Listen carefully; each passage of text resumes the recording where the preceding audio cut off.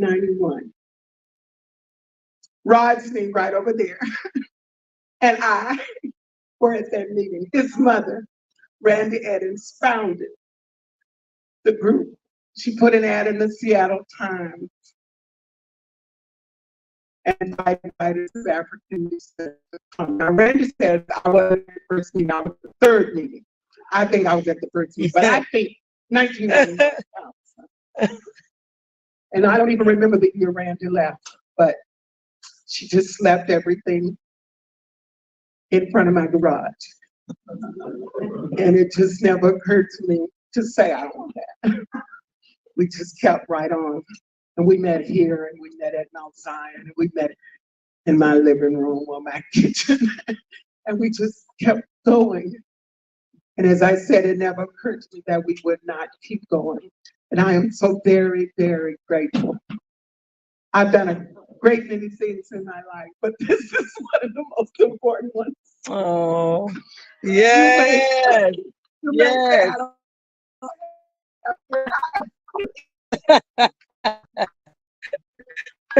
But this is so good. The African American Writers Alliance wants people to tell their stories. For such a long time, so many of us did not get to tell our stories.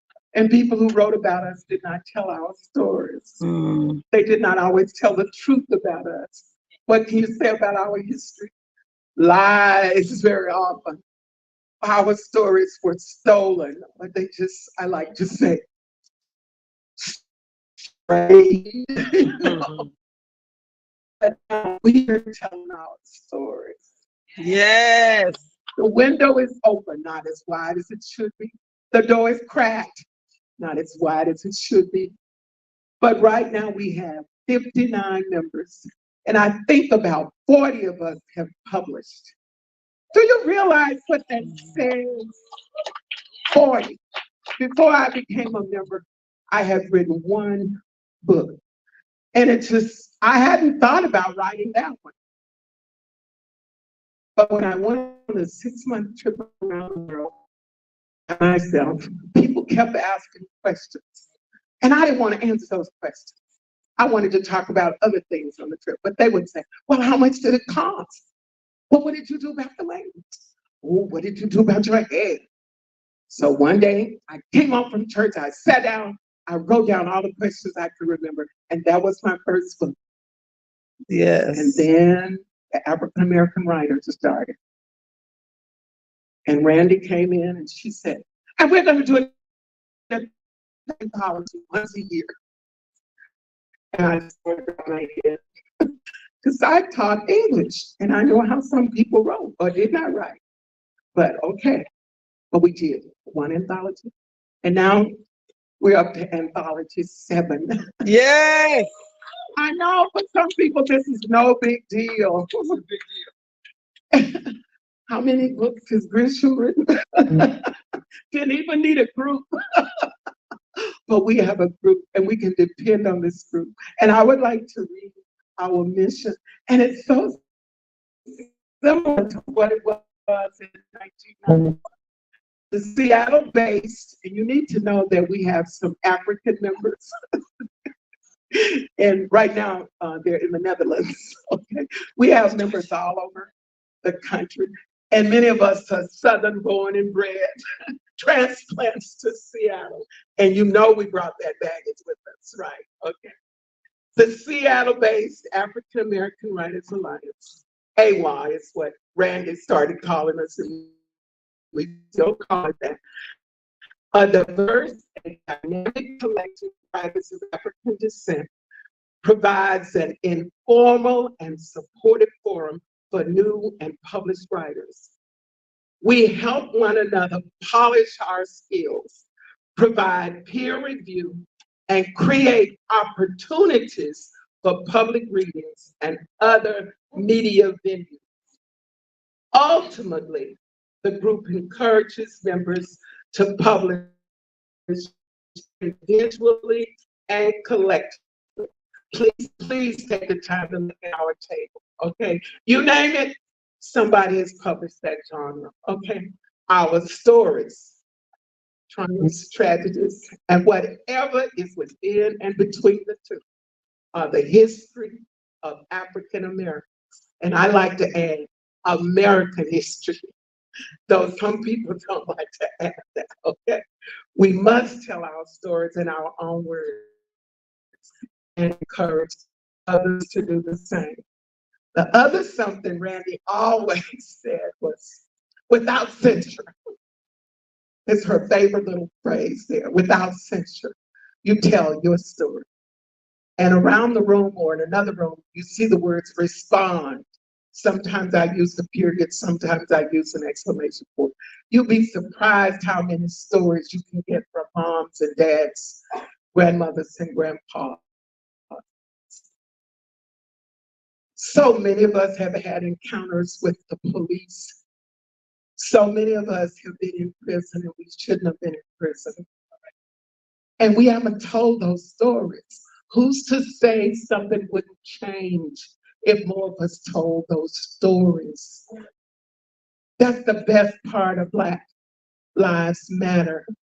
Stories were told, but now I don't hear that much unless I hear about somebody else who was in jail for 22 years. Do you know I'm sorry? Does not make up for 22 years of being in prison. Do you know that $1 million does not make up for being in prison 22 years?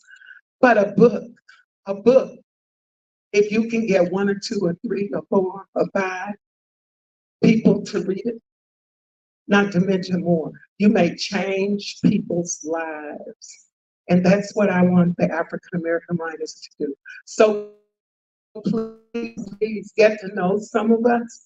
And we're going to take a few minutes now to have more members. I would like all of them, but I know everybody won't do it. But I'd like for the members who are willing, without censure, to come and introduce themselves. Just tell where they are, what they write, and if they have a book over there. And enjoy. We have workshops where we're going to be here until 6 o'clock today. Tomorrow we start again at 11, and we'll be here until 8 o'clock, and we're closing out with the party tomorrow night from 6 until 8. We just want you to enjoy yourself, relax. There's so much turmoil all over the world. There are a lot of evil people out there, but for some reason we are here in this place, and I like to think that it's calming, tranquil. And I hope that all of you are thinking about something to write, something to record. That's one of the best things about the iPhone for me. If it's happening, I just pull it out and start recording. I don't know how many recordings I have of Reverend Dr. Samuel Barry McKinney. He was telling me a story. I said, wait. And I pull out phone. And you can do the same thing because many people have great stories to tell. And I won't say they're wasted if they're just told, but I'm speaking to a handful of people. But if it's streamed and if somebody documents, and we don't always know that people hear our stories, but if it's written, here it is. These stories need to be told. It is right now. So thank you for making this a wonderful, wonderful day for me. Thank you very, very much. Now, who wants to be first? Gaylord. Okay. Oh, who wants to be first? Get you, Tracy. No, I want you to hold this. Just hold it. Sure. Y'all, can we give Miss Georgia another round of applause? Come on now, give her a few. Come over here. Georgia, please, seriously. Y'all, give this woman the type of applause that you would if someone was leaving a legacy. We are creating the legacy right now. Thank you so much, Miss Georgia. So I got involved with Zero because of Dr. Georgia today. She doesn't like the limelight. My name is Dr. Tracy Harrell. I've contributed to 3 books that became international bestsellers. The first book is called Ignites Happiness. The second book was called Ignite Your Inner Spirit. And the third book, first and second editions, was called Ignite Possibilities. I was also in the last anthology, and I I'm writing my next book right now. It's called Getting Better Together, Getting Healthier, Happier, Wealthier, and Wiser with the Living Powerfully Experience. And just like Miss Dr. Georgia said, I've been leading a 6-week series. I'm the immediate past president for the Black MBA, and I turned that series, we've been videotaping it, and the series is becoming the book. So like she said, be the living testimony, share your story, and let books leave our legacy. That's it. Thank you. Thank you.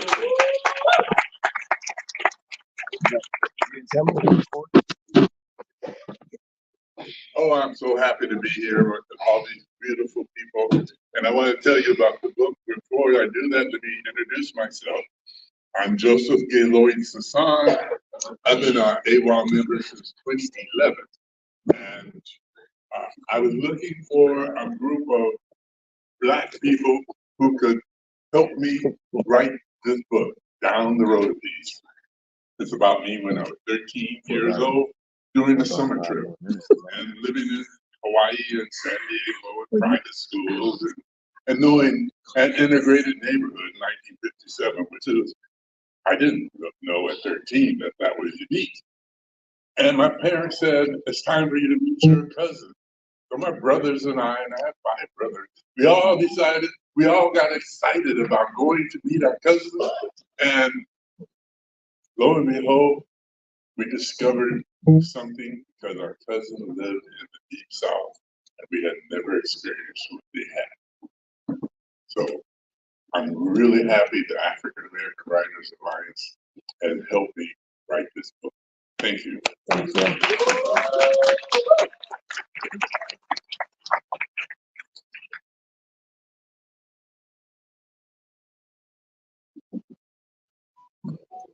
Hi, everybody. I'm Nikisa Frazier Jennings. I'm an artist and a writer. I've been a member of AWA since December of 2023. Before I joined AWA, I used to just write when I got pissed off about stuff. And then I write it and submit it somewhere and hope that it got published. And since I joined AWA, I write about all kinds of things, mostly nonfiction, about the Black women's experience.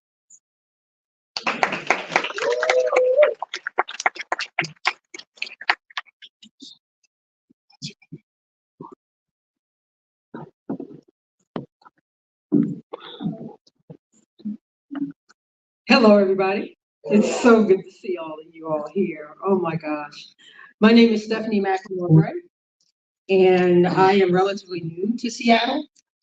I am a writer, and the first organization I looked for was one that brought together other Black writers, and that's how I discovered AWA. And I write nonfiction. I've had some of my work published. I also write novels, historical fiction, and I'm trying to complete my first one. And I'm so glad to see you all here, and you are in for a treat. And I love you, Dr. Georgia.